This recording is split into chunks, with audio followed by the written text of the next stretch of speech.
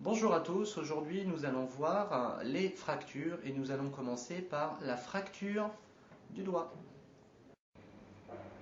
Avant la mise en place de l'attelle pour l'immobilisation de la fracture du doigt, vous devez aller à la recherche des signes de fracture. Donc, regardez au niveau du doigt s'il n'y a pas de fracture apparente. Vérifiez bien s'il y a œdème, c'est-à-dire gonflement du doigt. Vous pourrez pour cela comparer les deux membres, membre sain avec le membre blessé.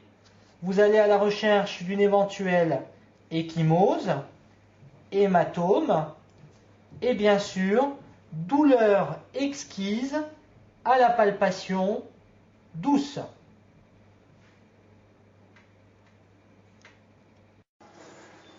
Voici le matériel qu'il vous faut préparer pour la fracture d'un doigt. En détail, il vous faut un sac vomitoire en guise de poubelle. Comme attelle, vous pouvez éventuellement utiliser ou un couteau avec le bord plat sur le doigt pour immobilisation du doigt. Si vous n'avez pas de couteau, vous pouvez utiliser le dos de la fourchette, éventuellement si le doigt est légèrement courbé. Et si vous n'avez pas de fourchette, vous pouvez éventuellement utiliser un stylo. Bien sûr, vous ne pourrez pas utiliser ce type d'attelle à même la peau. Il faudra bien sûr les emballer avec une compresse, ce qui vous donnera ceci.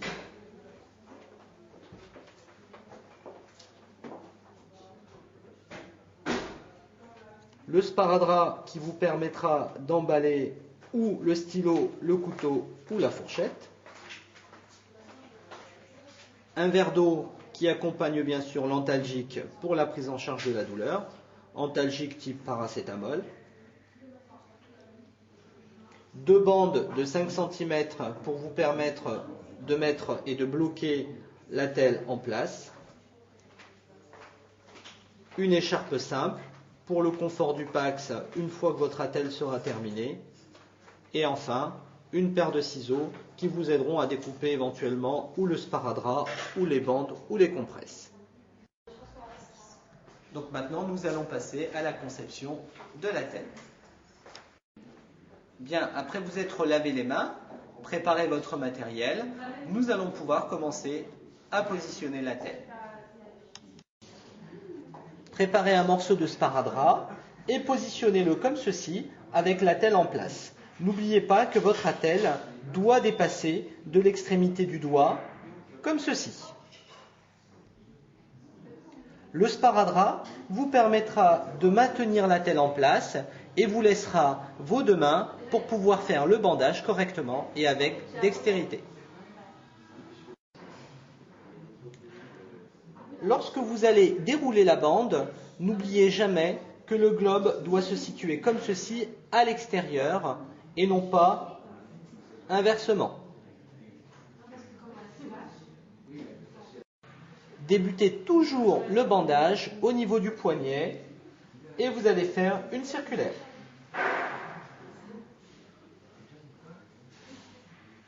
Pensez à faire votre frein, ce qui vous permettra d'éviter, en tirant sur la bande, d'avoir ceci.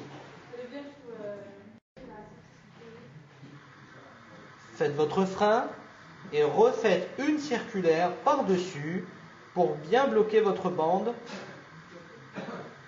et revenez sur le dessus du poignet.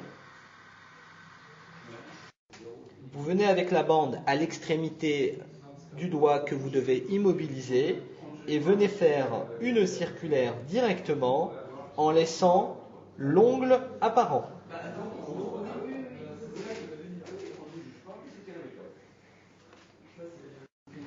Une fois la circulaire terminée, vous redescendez avec votre bande au niveau du poignet pour refaire une circulaire au-dessous du poignet.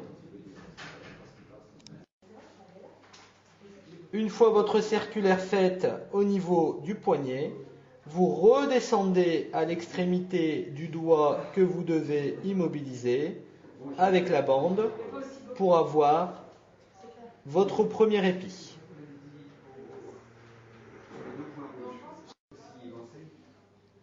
Vous repassez sous le doigt à immobiliser comme ceci, avec votre bande, et venez mettre votre première épie parallèle à votre deuxième épie, comme ceci. Et vous redescendez au niveau du poignet.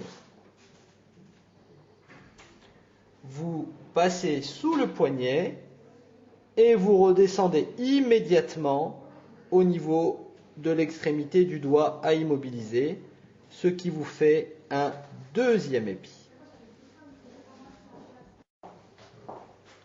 Vous pratiquerez au fur et à mesure des épis qui partent de l'extrémité du doigt à immobiliser en redescendant vers le poignet. Au troisième épi, vous refaites le tour du poignet, mais en descendant très bas pour immobiliser l'attelle à l'extrémité vers le poignet. Lorsque vous n'avez plus assez de bandes pour refaire des épis, vous finalisez toujours votre bandage par 2 circulaires au niveau du poignet que vous superposez.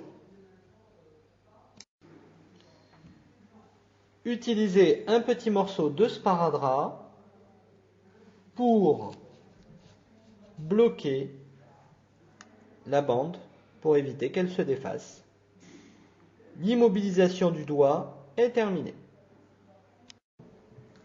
N'oubliez pas de faire une écharpe simple pour assurer le confort de votre Pax jusqu'à l'atterrissage. Vous installez votre Pax membre blessé côté hublot pour éviter d'être bougé par les autres Pax lors des déplacements dans l'avion ou lors du débarquement.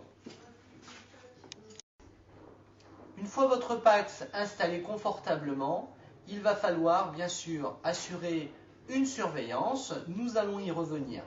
Néanmoins, n'oubliez pas de prévenir le commandant de bord qu'un Pax présente une suspicion de fracture du doigt, que vous l'avez immobilisé et installé en sécurité.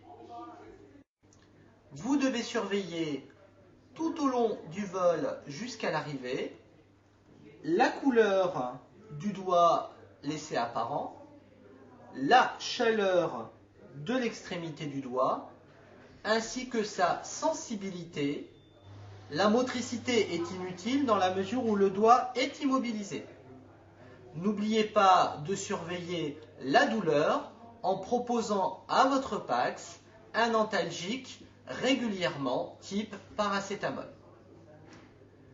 Prévoyez bien sûr une assistance à l'arrivée pour aider votre Pax à débarquer.